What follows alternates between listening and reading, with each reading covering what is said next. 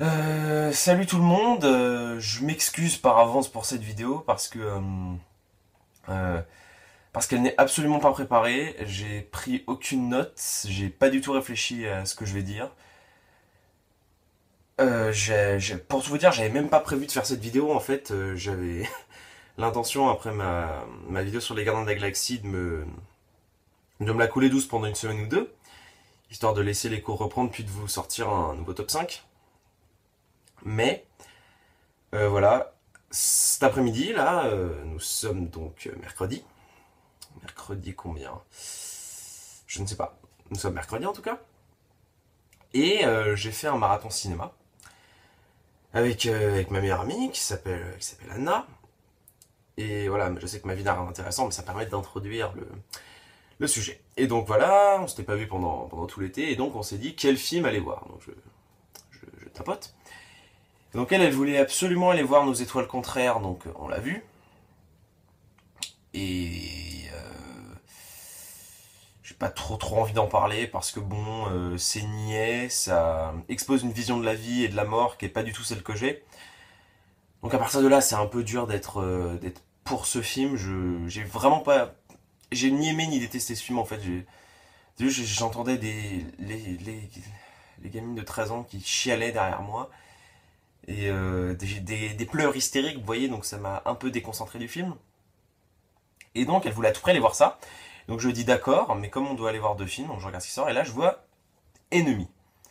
Qu'est-ce que c'est que ça? Donc je tombe sur le nom de Daniel Villeneuve, réalisateur de Incendie et Prisoners, qui avait énormément marché il n'y a pas longtemps, et qui est plutôt sympa comme film. Et surtout je tombe sur le nom de Jake Gyllenhaal, un des deux seuls acteurs pour lesquels je fais le chemin jusqu'à mon cinéma sans avoir vu la bande-annonce. En gros, je me fous du film, du moment qu'il est dedans, je vais le voir. C'est également le cas avec Kevin Spacey, même si Kevin Spacey fait beaucoup moins de films maintenant. Jake Gyllenhaal, c'est vraiment un acteur que je trouve extraordinaire. J'ai aimé tous ses films qu'il a fait, dont certains que je considère comme des grands chefs-d'œuvre, ne serait-ce que Denis Darko par exemple, mais également Source Code, qui reste pour moi un des meilleurs films de SF que j'ai pu voir, aussi bien dans son jeu d'acteur que dans son scénario. Et donc je me dis, qu'est-ce que c'est que ce truc? Qu'est-ce que c'est que Ennemi? Et je me dis, tu vas être fidèle à ta réputation pour toi-même. C'est Jack Gyllenhaal, donc tu ne lis pas le résumé et tu vas simplement te déplacer jusqu'à ton cinéma et découvrir ce film avec cet acteur aussi exceptionnel. Donc on allait voir Ennemi en premier. Dans l'ordre, le film fait 1h30. On était 4 dans la salle. Et alors, petite anecdote intéressante, les bandes annonces ont commencé sans l'image. C'est-à-dire qu'en fait, il n'y avait que le son, et donc pendant un quart d'heure, il n'y a eu que le son. Et les lumières étaient éteintes, mais il n'y avait que le son en fait, il n'y avait pas l'image. Et donc, ils ont mis le son pour le film. Je les remercie encore d'avoir fait l'effort de mettre le son pour le film, quand même.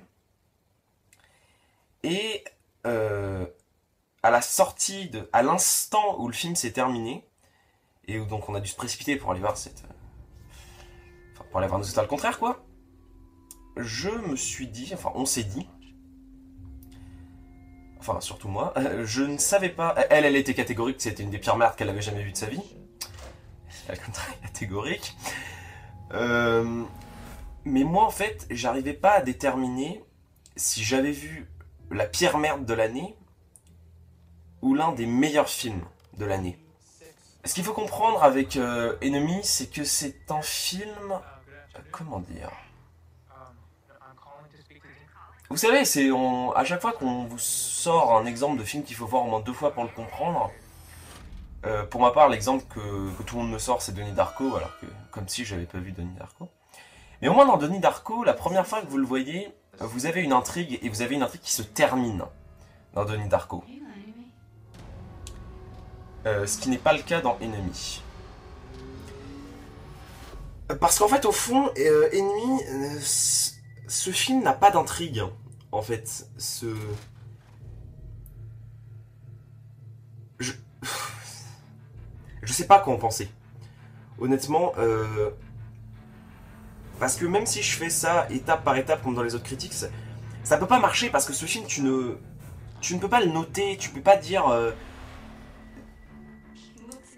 c'est super bien réalisé. Artistiquement, il y a une vraie recherche. La musique est géniale. Le jeu d'acteur, n'en parlons même pas. Voilà. Si vous voulez un indice pour le prochain Dex du meilleur acteur, Jake Gyllenhaal a de bonnes chances. Je... Mais le problème, c'est que l'histoire... Je sais que l'histoire a un sens, parce que la première chose que j'ai fait en rentrant chez moi, je me suis précipité sur un site pour essayer d'avoir une analyse sur un truc, pour essayer de comprendre, parce que vraiment, j'ai regardé le film au premier degré, sans essayer de le comprendre, en me disant, bah, on va découvrir une œuvre, mais c'est le genre de film que tu ne... Disons que c'est comme si t'étais devant un livre, et que tu ne pouvais que regarder la couverture. C'est un peu ça le premier visionnage, c'est un peu ça l'impression que j'ai eue après avoir lu l'analyse, qui est très juste, et en y repensant, c'est vachement intéressant, mais le mec lui-même dans son analyse dit avoir vu le film 3 fois. C'est une analyse canadienne, enfin québécoise. Ne jamais dire à un Québécois qu'il est canadien. Mais euh, même en lisant l'analyse, j'avais ce truc au fond de moi, cette sensation de savoir que ce film c'est un grand chef-d'œuvre, vraiment que c'est un film génialissime. Et pourtant, je me rappelle de l'émotion que j'ai ressentie au cinéma, cette espèce de ras-le-bol devant cette intrigue tellement alambiquée en fait que je ne comprenais rien. Vraiment, quand je suis sorti du film, je me suis retourné vers Anna, je lui ai dit, je n'ai rien compris. Oui, je l'ai regardé en bas parce qu'elle est toute petite. Je n'ai rien compris à ce film. Rien. Et pourtant, j'ai trouvé ça génial. Le problème, c'est que, en tant que critique, je ne peux pas... Enfin, voilà. C'est un bien grand mot, je déteste parce que me définir en tant que critique, mais en tant que personne qui se considère ayant un avis sur les films, je ne peux pas juste me dire j'ai rien compris mais pourtant je trouve ça génial parce que je déteste ne pas comprendre un film. Donc à partir de là, j'ai eu un blocage. Et donc pendant toutes nos étoiles contraires, je n'ai fait que penser à Ennemi, à ce qu'il voulait dire. D'ailleurs, je pense que je vais aller le revoir une deuxième fois pour appliquer cette analyse au film. Et je peux même pas vous raconter de quoi ça parle en plus parce que sinon je vais... Parce que le résumé n'a aucun rapport avec l'histoire et avec les messages de l'histoire. Avec ce que... Parce que vraiment, quand je suis sorti du film, j'ai même pas compris le message. J'ai même pas compris la résolution de l'intrigue. J'ai même pas compris s'il y avait eu une intrigue. Et je savais pas si le réalisateur essayait de m'amener dans son univers ou si simplement il se foutait de ma gueule. En fait. Et pourtant j'ai été absorbé par ce film, par cette ambiance si particulière, par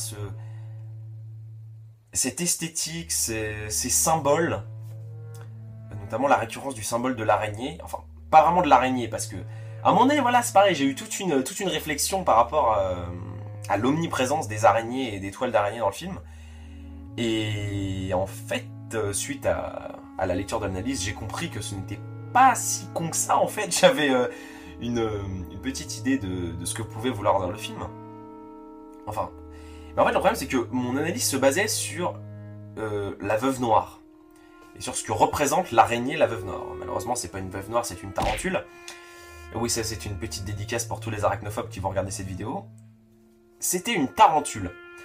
L'omniprésence de cette araignée. Et donc, j'ai immédiatement cherché représentation de la tarentule, métaphore de la tarentule, qu'est-ce que ça peut vouloir dire. Et en fait, je crois que ça aurait pu être n'importe quelle araignée, mais qu'ils ont choisi la tarentule parce que la femme est enceinte.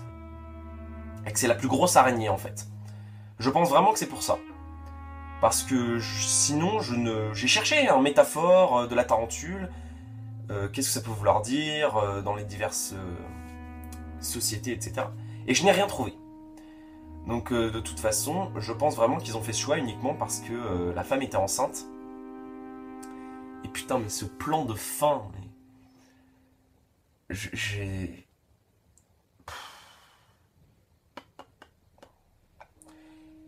J'ai jamais...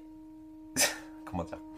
quand la toute fin du film, vraiment, quand le dernier plan, il y a eu ce fondu au noir après, toute la salle, enfin les 4 personnes qui étaient dans la salle, ont fait une espèce de ah comme ça. Et c'est à ce moment-là, c'est à ce plan final que j'ai tout de suite compris, et que évidemment Anna a dit que c'était nul, j'ai tout de suite compris euh, que j'avais rien compris en fait, et que j'avais vu un film sans rien comprendre et en essayant de percevoir des choses, en empruntant un chemin qui n'était pas du tout celui vers lequel le réalisateur voulait m'emmener. Donc si vous allez voir Ennemi, je ne peux vous dire qu'une chose, vous ne vous attendrez, vous ne pouvez pas vous attendre à ce que le film va vous proposer. Et le problème c'est que je ne peux pas vous montrer l'analyse, parce que l'analyse est remplie de spoilers évidemment, donc vous allez comprendre tous les enjeux du film. Et vraiment,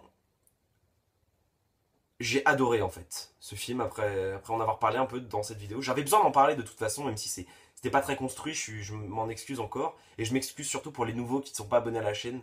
Voilà, c'est pas du tout ma meilleure critique. J'avais besoin de parler de ce film, j'avais besoin de vraiment d'exposer mon ressenti. Et je peux vous dire que je l'ai adoré, malgré le fait que à première vue je n'ai rien compris. Et la première chose que je vais faire, c'est dès que j'ai du temps libre, c'est aller le revoir et aller me plonger dans un cinéma étrange qui est presque synonyme des... C'est presque du cinéma expressionniste, en fait, du cinéma d'art et d'essai. C'est tellement complexe, malgré l'aspect que ça ait l'air simple, que qu'en fait, t'y comprends rien et pourtant, voilà, j'ai rien compris. J'ai trouvé ça génial et je vous conseille d'aller le voir.